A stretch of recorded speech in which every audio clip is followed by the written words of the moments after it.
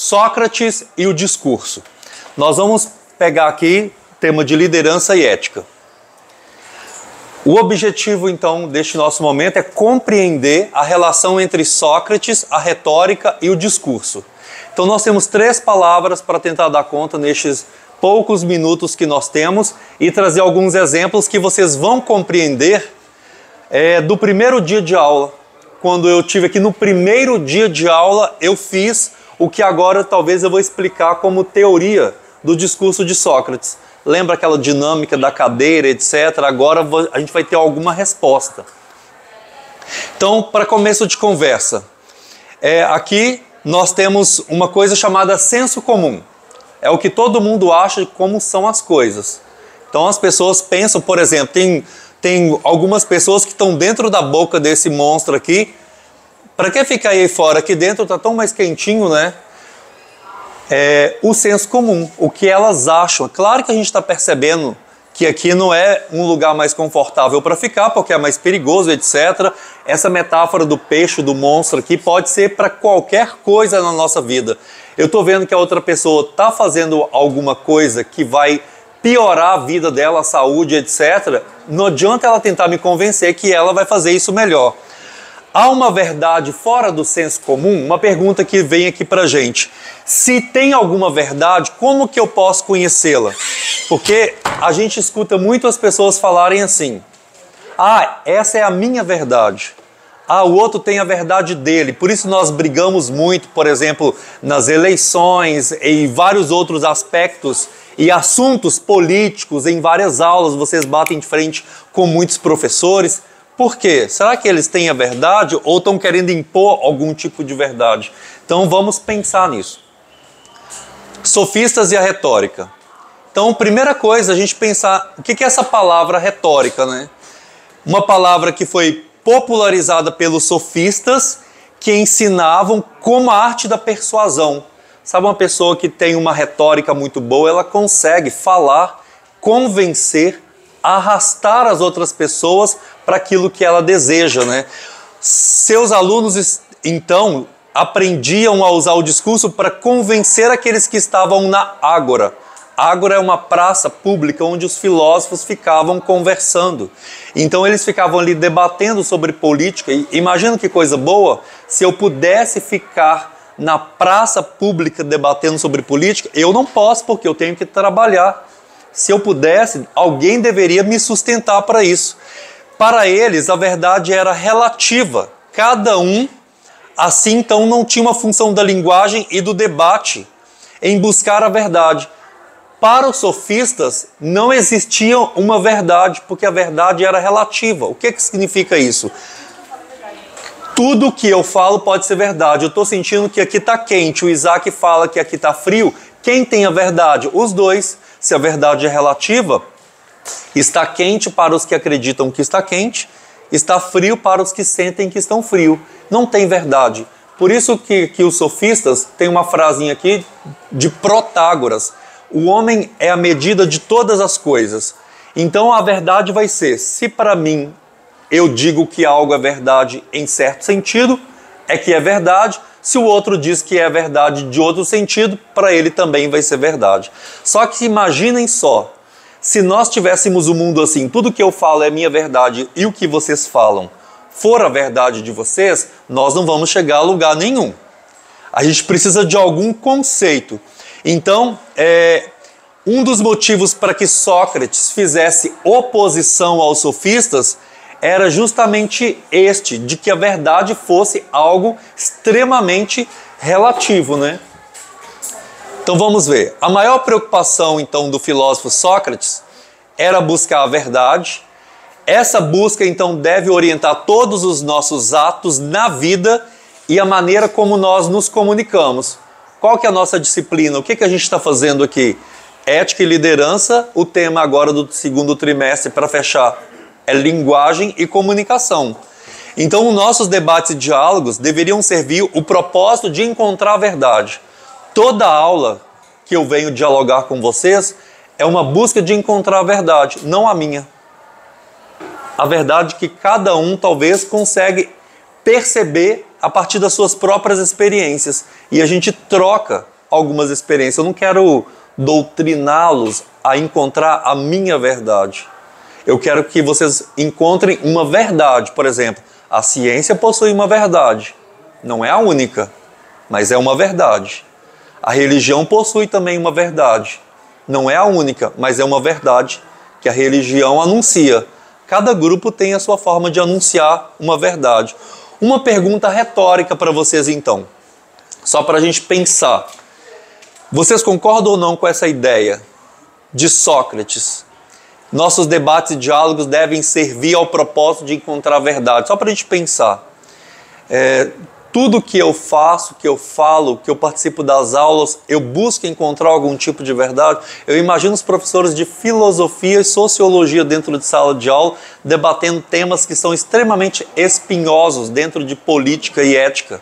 E aí a gente vai encontrar bastante alunos que pensam diferentes, muito contrários, e a gente precisa chegar a algum tipo de equilíbrio do discurso. Como que a gente poderia fazer isso, hein? Então, arte da comunicação. Se não é possível utilizar a retórica, como que nós podemos buscar a verdade? Porque para eu falar sobre verdade com vocês, eu vou utilizar aqui o caminho que Sócrates faz.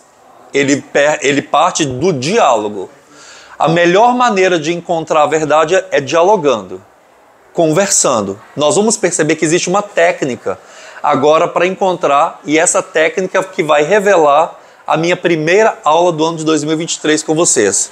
Então é assim que nós encontramos a verdade, pelo diálogo. A comunicação e o diálogo eram de maior importância para o filósofo que ficava em praça pública questionando os seus interlocutores.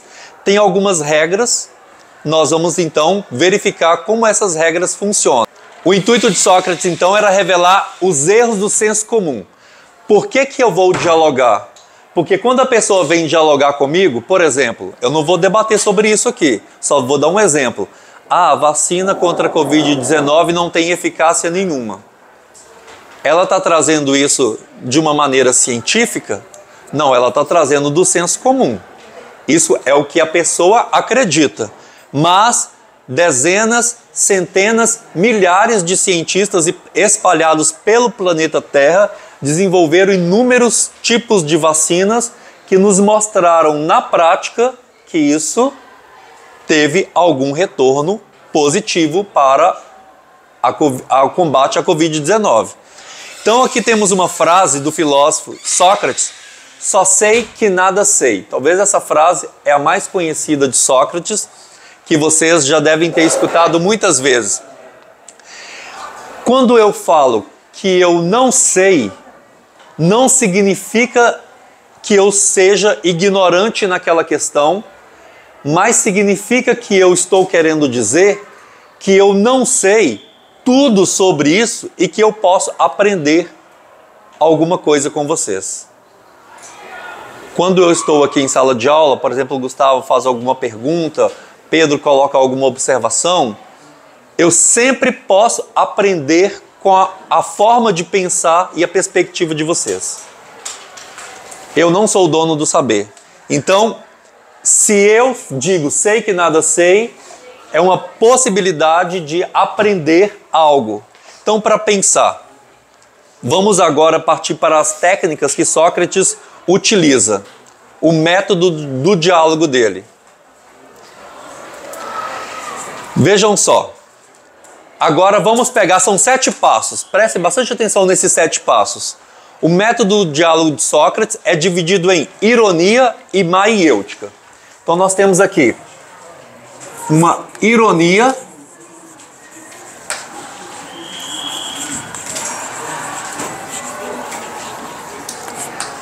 antes de continuarmos, ironia vocês sabem o que é, né? Eu ser irônico com vocês, como eu sempre sou irônico. Agora, para poder fazê-los pensar alguma coisa, maiêutica, essa palavra que é o método que Sócrates utiliza, vem da palavra mãe. Sócrates, a mãe dele era parteira. Então, qual que é o papel de uma parteira?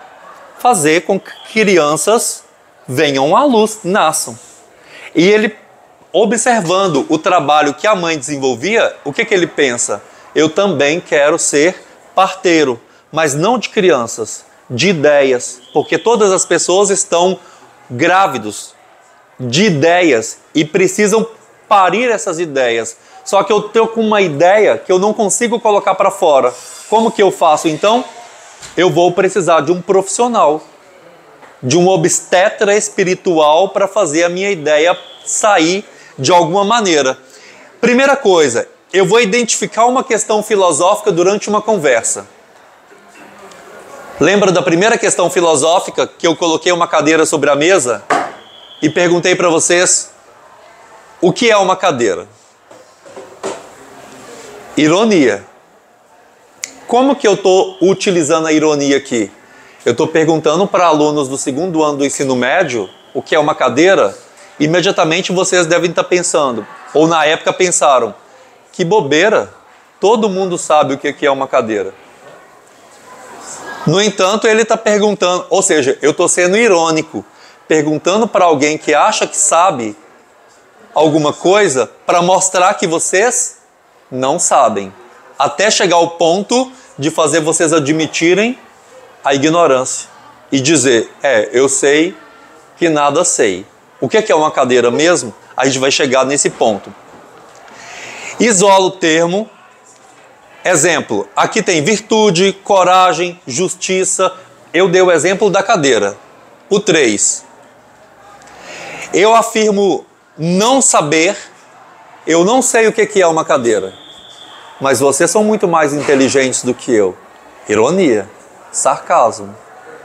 Vocês podem me dizer com mais propriedade o que é isso aqui. E vocês podem me dar uma definição, ou seja, um conceito de cadeira, que só sirva para cadeira e não sirva para outra coisa. Alguns vão falar assim, um objeto para sentar. Eu posso sentar no chão, no entanto o chão não é cadeira. Posso sentar na mesa e a mesa não é cadeira. Ou seja, o meu interlocutor ele vai propondo algum conceito. Quando o meu interlocutor vai propondo o conceito, eu vou expondo as contradições desse conceito.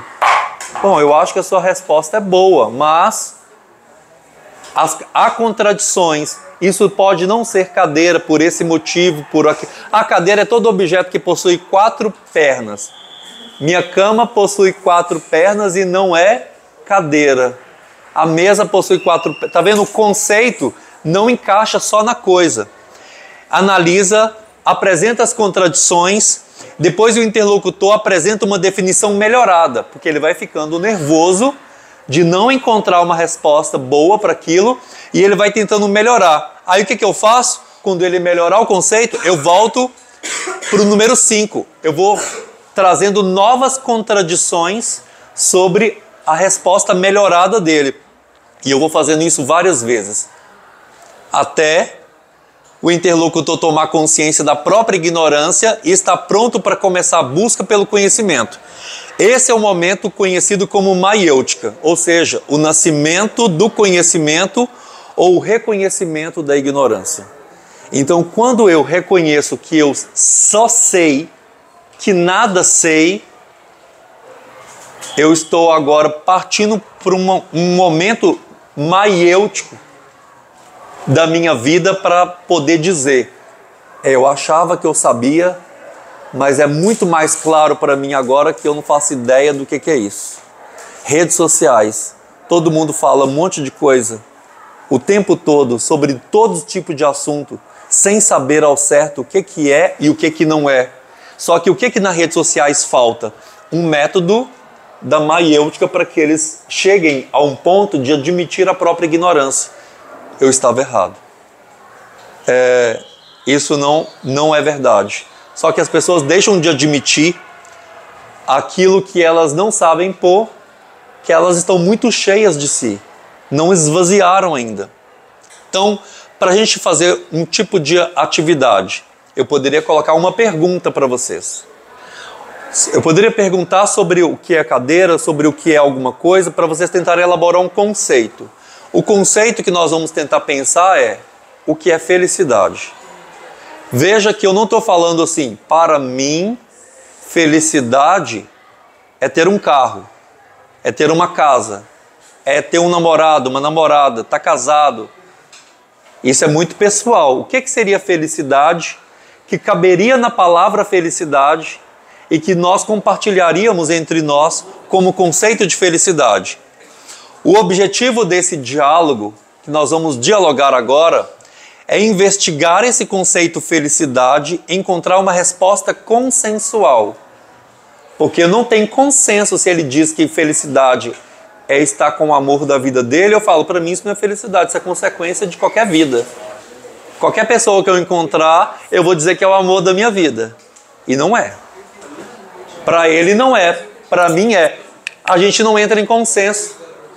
Então, mas não fiquem desapontados se isso não acontecer. Pode ser que o consenso seja o de que não foi possível chegar a uma resposta. Quando a gente estiver conversando e não encontrarmos um consenso sobre felicidade, o que está acontecendo com a gente então? Um processo de maiêutica. Eu estou reconhecendo que eu acredito que eu sei o que é felicidade, mas eu não sei. Eu sei o que é felicidade para mim. Quando eu vou para a política, a sociedade, para discutir felicidade, não encontro consenso. Por isso nós falamos mal dos políticos, que eles pensam que estão fazendo algo para o bem-estar da sociedade. Só que uma parcela da sociedade fala, eu não estou recebendo nada de bem-estar, para mim a vida só piorou. Ué, se o político diz que está tentando fazer tudo para melhorar e piorou para algumas pessoas, não tem consenso. Então significa que aquilo que ele acha que é o melhor para a sociedade, não é. É o melhor para um grupo de pessoas que pensam como ele. Então nós precisamos fazer parir a ideia de felicidade a partir da sociedade que nós estamos inseridos. Então nós vamos fazer um debate da seguinte maneira. Vocês vão se dividir em trio, duplas ou como quiserem, aí fica mais fácil, para pensar sobre felicidade. Primeiro, cada um poderia dizer o que acha que é o consenso de felicidade. E depois, escutar do outro, tentar refinar essa definição e escrever uma definição no caderno. Uma frase muito simples do que é felicidade. Lembrem-se que nós não estamos atrás de exemplos. Eu não quero o exemplo de felicidade, eu quero o conceito da palavra, a definição da palavra felicidade. Para Sócrates, então, para fechar esse nosso momento, só se faz filosofia e se busca a verdade por meio do diálogo. Através do conhecimento nos tornamos pessoas melhores e melhores cidadãos. Por que o diálogo? Porque é um momento que eu escuto o outro também. Se os políticos escutassem toda a parcela da população, eu acho que as políticas públicas poderiam ser melhores. Ok, então, por enquanto é só. Agora vamos fazer a nossa dinâmica. E depois a gente compartilha.